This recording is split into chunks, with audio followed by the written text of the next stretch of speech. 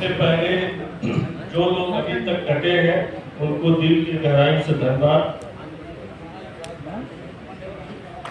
इस मौके पर हम सब लोग के बीच हम सब लोग को हौसला बढ़ाने के लिए और पूरी लड़ाई की जिम्मेदारी अपने कंधे पर उठाने के लिए बाबा साहब के पौध भीमराव यशवंतराव अम्बेडकर जी इस मौके पर मौजूद बिहार के जगदेव जी के जाने के बाद अम्बेडकर फूले फुलिया के मूवमेंट को अपने कंधों पर पूरे बिहार के गांव-गांव तक पहुंचाने वाले पूर्व मंत्री वर्तमान विधायक आलोक मेहता जी, स्वामी प्रसाद मौर्य जी, ओम प्रकाश मौर्य जी, शिवचंद्र राम जी और तमाम इस सभा को और महाबोधि महाविहार लड़ाई को ताकत देने के लिए देश के कोने कोने से आए हुए तमाम और भिक्षुओं को और श्रद्धालुओं को दिल के गहराई से नमो बुधाय जय भीम करते साथियों, सबसे महत्वपूर्ण चीज हम सब लोग यहाँ पर यदि आए हैं तो कुछ न कुछ रास्ता निकाल के जाएंगे और इसीलिए आज हम सब लोग दिल्ली में बैठे बिहार में आंदोलन हुआ, संघर्ष हुआ, 12 फरवरी से बोधगया में अनिश्चितकालीन धरना चल रहा है। लेकिन सबसे महत्वपूर्ण चीज है कि रास्ता कहां से निकले। महाबोधि महाविहार हमारे पास कैसे होगा, हम बौद्धों के पास में कैसे होगा। इसीलिए दुष्यंत की जो लाइन है कि हो गई है पीर पर्वत सी पिघलनी चाहिए, इस हिमालय से कोई गंगा निकलनी चाहिए। मेरे सीने में नहीं तो तेरे सीने में ही सही हो कहीं भी आग तो आग जलनी चाहिए। तो आज उसकी जरूरत है और धर्म की परिभाषा हम यहाँ आने से पहले ढूंढ रहे थे। तो धर्म के लिए जरूरी होता है कि उसका एक पूरे प्रमाणिक एक धार्मिक स्थल हो, एक उसका इष्ट देवता हो, भगवान हो, गॉड हो, अल्लाह हो, तब वो उसका पूरा उसके उपासक हो, तब जाके उसको धर्म की मान्यता मिलती है। हिंदू धर्म नहीं था, उसका कोई एक धार्मिक स्थल नहीं था, उसके एक कोई प्रमाणित देवता नहीं थे। इसीलिए बीजेपी आरएसएस ने एक अपना धार्मिक स्थल बनाया, ऐन कैन प्रकरण से सुप्रीम कोर्ट को मैनेज करके और अयोध्या में एक धार्मिक स्थल बनाया। एक देवता स्थापित करने की पूरी भारत में कोशिश कर रहे हैं और राम को स्थापित करने की कोशिश कर रहे हैं, तब जाके इंटरनेशनल मान्यता इनको धर्म को मिलेगा। लेकिन जो बौद्ध विरासत है, ऑलरेडी बौद्ध विरासत इंटरनेशनल धर्म है, पूरे दुनिया में इस धर्म को माना जाता है। लेकिन वो जानते हैं कि हिंदू धर्म को, पाखंडधारी धर्म को सबसे ज्यादा किसी से खतरा है तो बौद्ध धर्म से खतरा है। क्योंकि बौद्ध समता, स्वतंत्रता, बंधुता के आधारित धर्म है। ये जात पात पाखंड का कोई स्थान नहीं है। वैज्ञानिक चिंतन पे आधारित पूरा बौद्ध का विचार है, इसीलिए उनको पूरा खतरा है। इसीलिए बोध गया का जहां पर तथागत बुद्ध ने अपने ज्ञान की खोज की, उस स्थल को एक एक्ट बना करके उसको गिरवी कर लिया है कि इसके पास धार्मिक स्थल ही नहीं होगा, इसको धर्म की मान्यता नहीं। इसलिए हम सब लोग यदि हमारा धार्मिक स्थल जो दुनिया में प्रमाणित है कि भाई एक बच्चा से भी पूछिए कि बुद्ध को ज्ञान कहां प्राप्त हुआ था तो बताएगा वही बौद्धि वृक्ष और महाविहार। अब उसमें तथा कथित यहाँ का राज्यपाल जाके बुद्ध पूर्णिमा के दिन शिवलिंग की पूजा करता हो, ये पूरी दुनिया में बर्दाश्त करने वाली बात नहीं है। यदि कोई मस्जिद में जाके आरती कर ले तो क्या है बर्दाश्त करने वाली बात? लेकिन हमारे बौद्ध महाविहार में सिद्धांत है बुद्धं शरणं गच्छामि।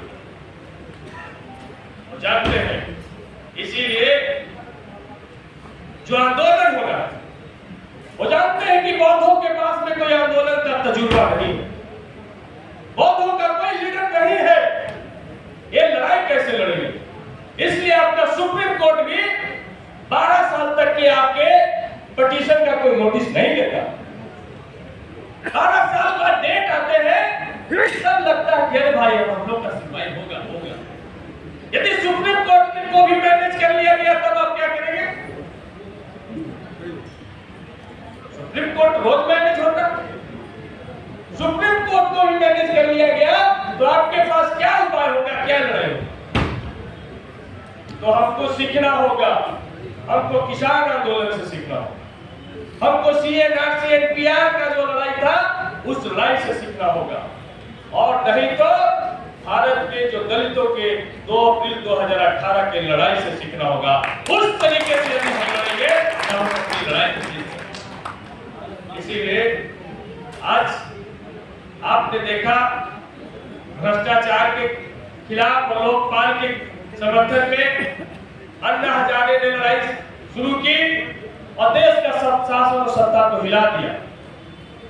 लेकिन हमारे पास कौन ऐसा कोई अन्ना हजारे है? क्या सुमित भंते जी को हम अन्ना हजारे मानते हैं?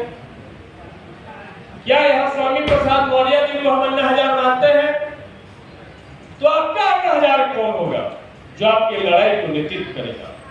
इसलिए आज बड़ी बात हुई है यहाँ पे कि भाई हम लोगों ने जो बाबा साहब का बनाया हुआ बुद्धिस्ट सोसाइटी ऑफ इंडिया, उसके बैनर तले हम लोगों ने लड़ाई का निर्णय लिया।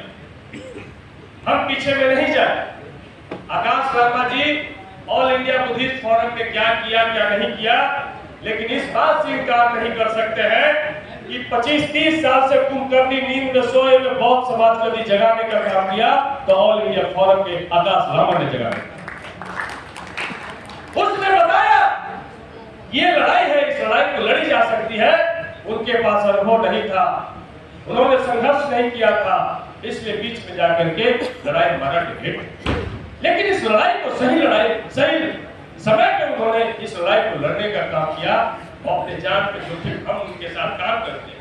कभी भी आकाश वर्मा की हत्या हो सकती है, ये माहौल पूरे बोध गया में बना दिया। उसी का फायदा उठा करके 12 तारीख को हमारी मां बहनों के साथ में छेड़छाड़ भी होता है। हमारे बौद्ध महाविहार में गलत तरीके से गलत नारे लगाए जाते हैं। हमारे बौद्ध भिक्षु विनय रत्न जी को उठा करके जेल में डाल दिया। हम क्या कर रहे हैं? क्या महाराष्ट्र में लड़ाई प्रदर्शन बहुत हो रहे हैं, उससे बिहार की सरकार को क्या फर्क पड़ता है? यूपी में प्रदर्शन बहुत हो रहा है, उससे बिहार की सरकार को क्या फर्क पड़ता है? तो बिहार में हम संगठित होकर के कैसे लड़ाई लड़े, ये महत्वपूर्ण चीज है। यदि ये आप हम सब जानते हैं कि हमारे पास 2 ही रास्ता है, या तो विधानसभा या लोकसभा या तो जुडिशियरी, यही से हमारा निर्णय हो सकता है। कोई इसका निर्णय न डीएम कर सकता है, न कोई मंत्री कर सकता है, न कोई विधायक कर सकता है। तो सदन के अंदर इस बार हम लोगों ने जब दिल्ली से आए और पिछले 22 तारीख को भी पटना में हमारे बुद्ध विहार में बैठक हुई, और उसमें भी माननीय विधायक सत्यदेव राम जी जो माले से विधायक हैं, उदयन राय चौधरी जी, हम सब लोग बैठे। बहुत सारे बौद्ध भिक्षु बिहार के कोने कोने से आए और हम लोगों ने तय किया कि 21 जुलाई से बिहार का मॉनसून सत्र चालू हो रहा है। मॉनसून सत्र 5 दिन का है। पहला दिन शोक संदेश में खत्म हो जाता है, बाकी 4 दिन समय बचता है। इसलिए 23 जुलाई को बिहार में पटना में कम से कम 50,000 बिहार के कोने कोने से बौद्ध भिक्षु आए, बौद्ध धर्म के मानने वाले आए, और सब के लड़ाई लड़ रहे होंगे। हम आलोक मेहता और तमाम विधायक सदन के अंदर लड़ाई लड़ रहे। एक रास्ता है, यदि इस रास्ते के लिए तैयार है तो डेट तय है। कोई बैनर हो, कोई झंडा हो, लेकिन हमारा उद्देश्य महाबोधि महाविहार मुक्त रहा। कोई लीडर हो, कोई भ्रमते हो, हमारा उद्देश्य महाबोधि मंदिर मुक्त साथियों, हम आप तमाम लोग से चाहते हैं, हम लोगों ने पूरे बिहार में इसकी 50 साल चल रही है कि 23 जुलाई को एक बड़ा रैली जिसमें 50,000 कम से कम संख्या हो, उससे ज्यादा हो तो और बेहतर हो। सड़कों पे जब लाठी चले, सड़कों पे जब वाटर कैनन का इस्तेमाल हो, हमारे बौद्ध भिक्षुओं पर लाठी चले, ये दृश्य पूरी दुनिया में जाना चाहिए कि बिहार के बौद्धों के साथ में क्या हालात है। तब जाकर के हम आंदोलन को जीत सकते हैं। नहीं तो महाबोधि महाविहार कोई मामूली चीज नहीं है, इतना आसानी से आपको नहीं मिलने जा रहा। वहां डॉलर आता, डॉलर। बिहार का या देश का कोई ऐसा धार्मिक स्थल बताइए जहां डॉलर आता है। भारत का एकमात्र धार्मिक स्थल है बौद्ध महाविहार जहां पे डॉलर आता है। और वर्ल्ड पीस सेंटर को ये सरकार ने बीटीएमसी एक्ट बना करके 4 बौद्ध 4 हिंदू और जिला पदाधिकारी भी जो वही अध्यक्ष होगा जो हिंदू, 5 हिंदू 4 बौद्ध बना करके वर्ल्ड पीस सेंटर को वर्ल्ड ट्रेड सेंटर में तब्दील कर दिया। आज यदि महाबोधि महाविहार के जो सदस्य है बीटीएमसी के, उनकी प्रॉपर्टी की जांच कर ली जाए तो अरबों रुपया में निकलेगा। देश की सबसे लग्जरी गाड़ी से चलते उनके मेंबर, ये है उसकी कमाई। इसलिए ये मामूली लड़ाई नहीं है। हम सब लोग इस लड़ाई में यदि संकल्पित है, इस लड़ाई को जीतना है तो एकजुट होकर के हम सब लोग को काम करना होगा। एक छोटी सी कहानी सुनाकर हम अपनी बात को खत्म करेंगे। आलोक मेहता जी हैं, उनको बोलना है।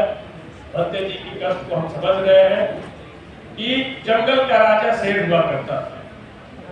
शेर बूढ़ा होने लगा, एक नौजवान शेर आ गया। वो हमेशा प्रयास करे कि अब तुम बूढ़ा हो गया, अब राजपाट छोड़ो, हम राजा होंगे।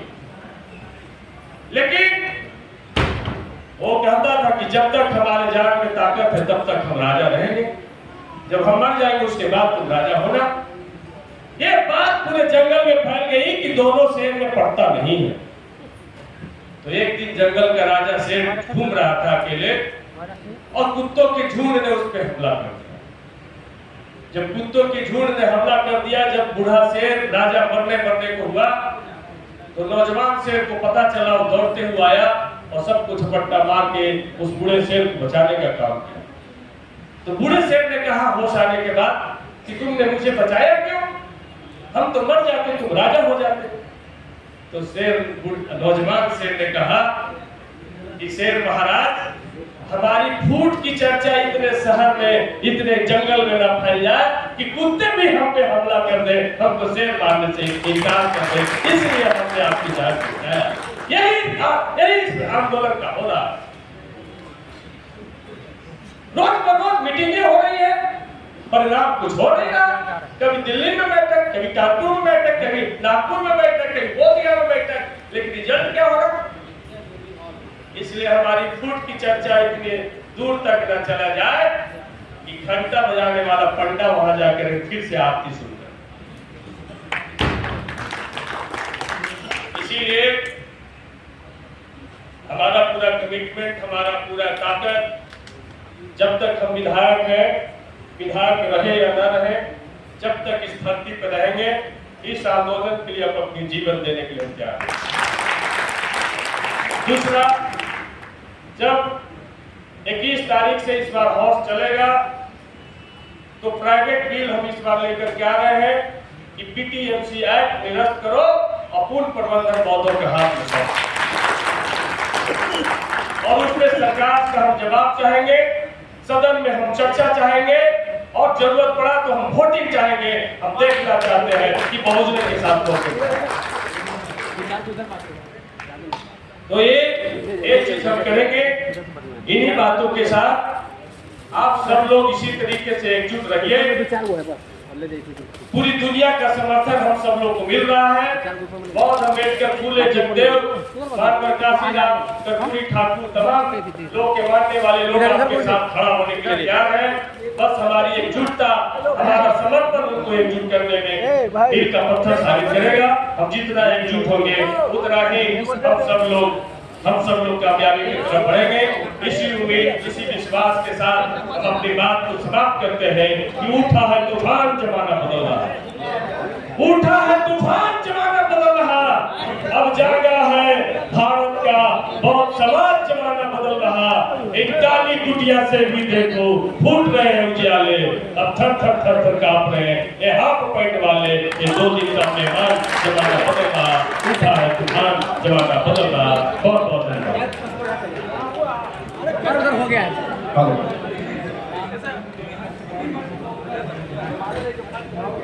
माननीय विधायक जी को आप लोगों ने सुना, और मैंने पहले ही आपके प्रस्ताव के दौरान कहा था कि आने वाले विधानसभा सत्र के दौरान मेरा प्रस्ताव है, अगर आप लोग सहमति जताएंगे, मैंने किसी भी तरह का पद और किसी भी तरह की जिम्मेदारी अभी तक संगठन के इसमें आंदोलन में नहीं ली है, क्योंकि मैं स्वयं जिम्मेदारी नहीं ले सकता। अगर आप लोग चाहते हैं तो मैं आपका सहयोगी बना रहूंगा, न मैं फिर मुड़कर के कभी बिहार नहीं आऊंगा। इसी के साथ मेरा एक और बड़ा निवेदन आप लोगों से है कि जो प्रस्ताव हमने रखा है, आप लोगों ने सही से पढ़ा है कि नहीं पढ़ा, सुना कि नहीं सुना, लेकिन एक बार फिर निवेदन हम करेंगे कि प्रस्ताव को दोहराया जाए।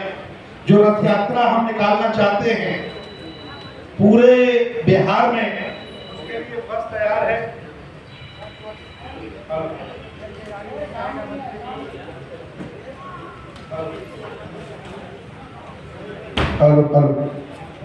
पूरे बिहार में 3800 जिलों की जो यात्रा चलाना चाहते हैं, उसका समय और उसकी टीम निश्चित हम लोग करें, और जो विधानसभा घेरने का, मुख्यमंत्री का घर घेरने का ये जो कार्यक्रम है ये भी करें। और अगर हम लोगों के अलावा कोई अगर इस कार्यक्रम को करना चाहता है तो वो भी करे, उसको कौन मना करेगा। ये महाबोधि विरासत सबकी है, किसी के एक आदमी की नहीं है, तो उन्हें भी हम नहीं रोक सकते और वो हमें भी नहीं रोक सकते। अगर कोई करना चाहे तो करे, उनका स्वागत है। और रही समर्थन सहयोग की बात, ये भी जबरदस्ती नहीं होता। यहाँ जो लोग आए हैं ये किसी के दबाव में जबरदस्ती नहीं आए हैं। जो लोग जागरूक हैं, जिंदा हैं, वो लोग यहाँ पर बुलावे पर आए हैं, ठीक है ना। तो